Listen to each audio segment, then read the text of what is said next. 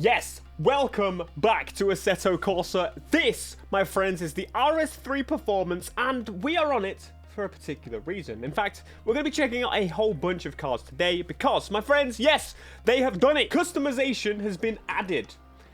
Caveat, this is a sim racing game. But the fact of the matter is that this game has had 3 updates from go. Early access, of course, so it's going to get quite a lot, but they are hammering them out. This update mainly enabled car customization in offline mode. This is something to discuss.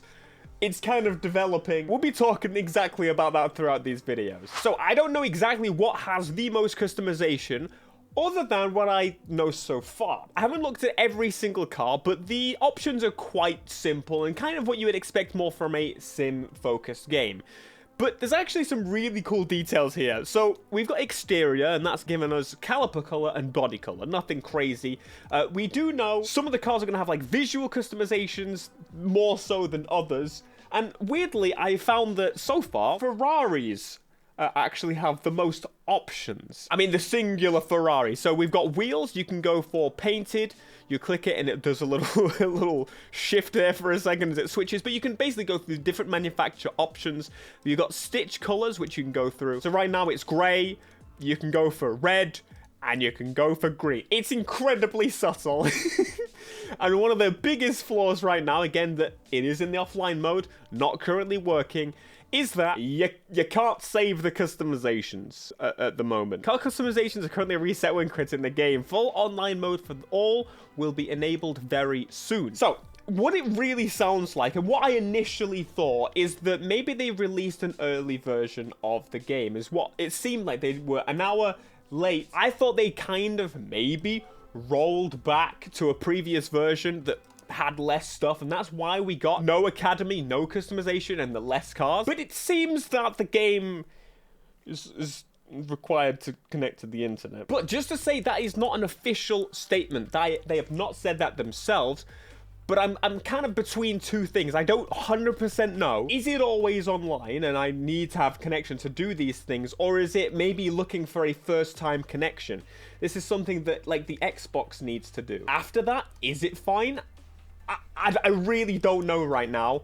As soon as I know, I will let you know, because it's quite an important thing. But the fact of the matter is, they're kind of showing that they have the ability to add this stuff into offline. The customization's been added. The cars have been added in a couple of previous updates. I haven't checked the Honda S2000 yet. So we've got wheels. We can change to 2 sets of 16-inch wheels.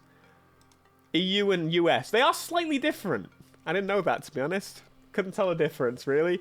Interior customization. We got gearbox tunnel in leather. As I told you, this is incredibly, like, sim-focused customization. But I wanted to show you guys just so you know you could scratch that itch and be like, ah, that's what we're looking at here. You've also then got body colors. You've got OEM or fully custom if you want to, which is pretty nice to see. You can adjust the clear coat, for example. So you can go for, like, a matte look if you want to. So it is what it is. It is what it is. It is what it is. Okay, let me show you the Ferrari real quick, and I'll show you exactly what I mean. The 296 GTB, go into customization, and as you will see, if I make sure I enable this, on interior, we have got a long list. It's mostly to do with the interior. If I go to exterior, oh, to be fair, there's also more here too. Yes, what it would seem like is most of these things are OEM things. Okay, let's actually customize this Ferrari and see if we actually make any huge difference. We've got forged wheels. We can go for diamond polished, or we can go for oh, it's the blue. A little weird.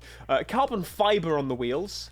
Thank you very much. That's what we're gonna go for. But the fact of the matter is, because this game, as we know, is usually gets some crazy updates. What are you actually changing here? So it's Alcantara color. We're changing it from gray to black. I can see it on the dash, but okay, contrast dash. That's the red. So you can go for a whole numerous amount. Oh no, it's also over there on the bit I can't see. It's this part. Oh wait, okay, I just made this Alcantara, the red. I made that red Alcantara, and then you can change the color of it with this option. That's pretty cool. Like, this is a night. This is probably the best part about the customization, is being able to go in and choose these different colors based on what you could expect probably from Ferrari, having something a little bit more custom. If you got a blue car, you go with the blue stitching and the blue. That's really nice. These are details that you don't normally get in games. It is, if I'm honest, less rewarding than sticking a big wing on my car. But the fact that they've built these systems kind of tells me that when mod starts do come out, we could probably use these menus to customize cars. Normally with Assetto Corsa, you just get these pre-built cars. That usually is how it works. So fully modded or stock, and you just pick between them. That's how the mods used to work. Yo, wait, we can change the carpet. What the freak? Hell yeah, blue carpets, baby. Lower and upper cockpit color. Blue. We made the whole damn thing blue. We should do that. Interior color. Blue. Blue. I don't know where that went blue, but everything blue. Blue! Alright, I mean, it's very blue now, basically, is what I've done. So let's apply that. Go back to the exterior, and we'll go for blue on the car as well. That is a very blue Ferrari.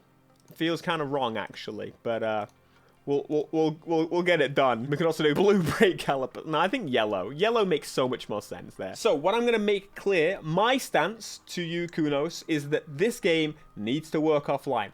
You have the online component, and I get it. And adding all the economy and stuff, you want to make it fair, balanced. I get it. Sim games, I don't really... I'm not the person to really fully talk upon them. People in this genre are somewhat used to it, right? I mean... Even Gran Turismo and Forza Motorsport, they're trying to copy the likes of iRacing and so on. And so I don't know if I am the person to say, no, I don't care. I think cheating is fine, especially when they want to try and, you know, have these professional leagues. I don't know. I personally, as someone that just wants to play the free roam, mod the poo-poo out of this when I'm finally able to do so, and have just a lot of fun driving some really cool cars in one of the most realistic simulators that's actually fun, is what I'll say. I want this game to work offline, and it seems like they're working towards that, and I don't think it makes sense, even when you get it back online, to stop this. I want to play this no matter my scenario, no matter my situation. I want to play with mods. I would be incredibly upset if that never came to fruition. By the way, again, I do have a link if you want to purchase the game. I do get support from that to make this clear. Full transparency, I did not know this was going to be an always online game. The publishers keep throwing this on me, and it's infuriating because my stance initially, yes, if I knew it was going to require an internet connection, not a great view, not a great start, especially when right now there is no multiplayer. I know it's coming, but oh, this Ferrari's so sick.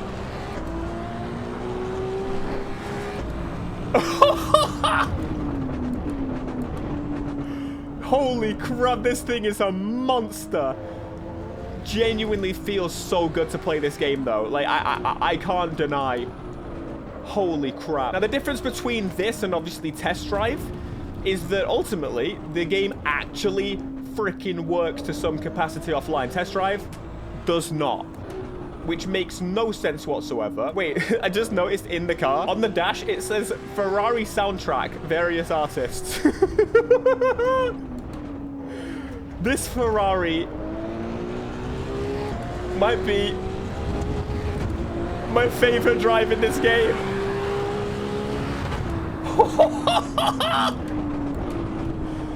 I just can't deny it's such a good game to play. It feels really nice to play. And I really want to drive that RS3 because I've heard good things about the RS3. And I really like the new look of the new RS3.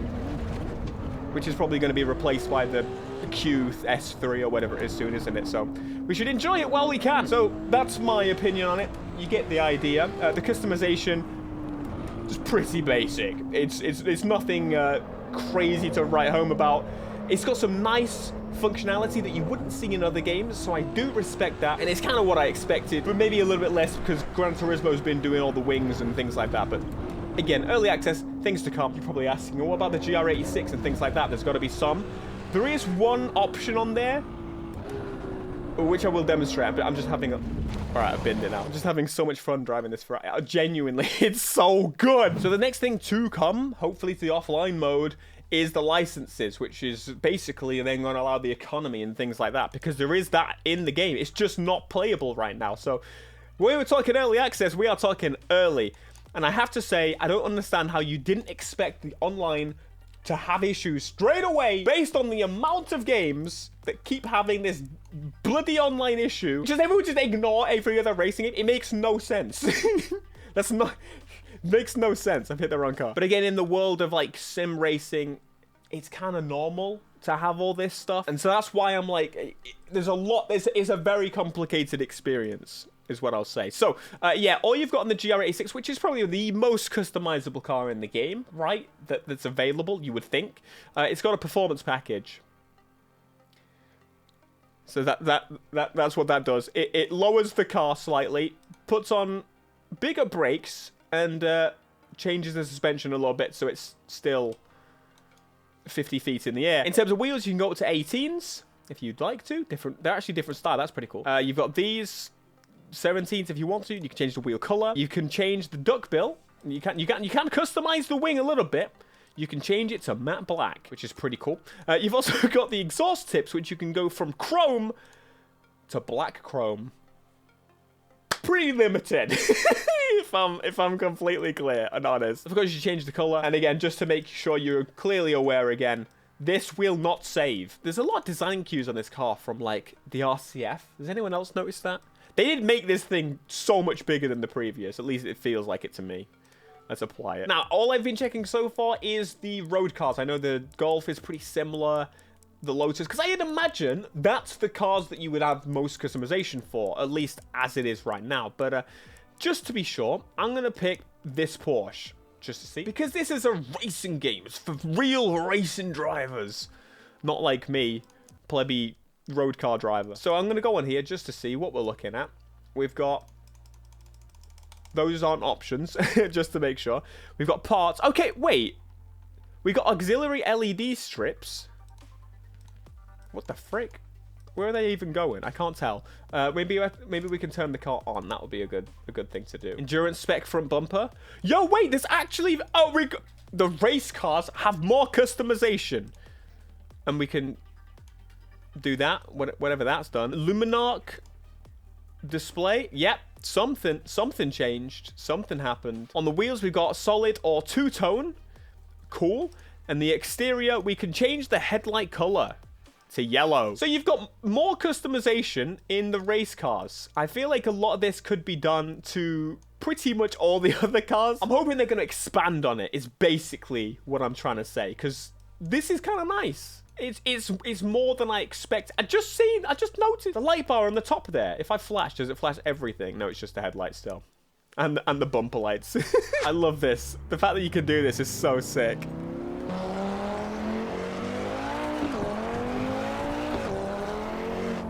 Why would you get a Golf? Why would you get a Golf? Hey, penalty! I'm in practice mode. Who cares about the little bit of speeding? Let's get it going with the RS3. It is becoming a big one, though, to be fair. It is becoming an absolute big one. Nonetheless, turn off that traction control. There we go. Don't need any of that. Got all-wheel drive. If we go off-road, it's fine, mate. It's fine. It's fine, mate. Come on, wrong way. Oh, God, it's so sick. It's so sick. Yo! You know what? This game is really fun. It just feels right. I don't know how to put it into words. I've not even touched the bloody settings yet. Anyway, let me know what you think. How are you getting on with the game? How do you feel about the always online situation? I know for us, like, just racing gamers, it's a bit shite, to be completely honest. But in terms of sim racing, if you do a lot of sim racing, like, is your perspective slightly different? I think for the case of Test Drive, the reasoning, the explanation of it being like, there's no excuse. In this situation, I don't know if I'm qualified to really fully discuss I think it's totally wrong. I think the single player aspect should be playable offline. And I don't think there's a question there. Oh, I love all-wheel drive. It's just so confident. It's so confident and it's sliding. We need more high-powered all-wheel drive cars in this game. I want to do more slide. I want to do some performance upgrading. I want to... It just knows what it's doing, and it does it. Let me know your thoughts. I'm super curious, and we'll be here, keeping you up to date on everything to do with the game. And I'll see you next time. Smash a like, check out the video. Wherever it is.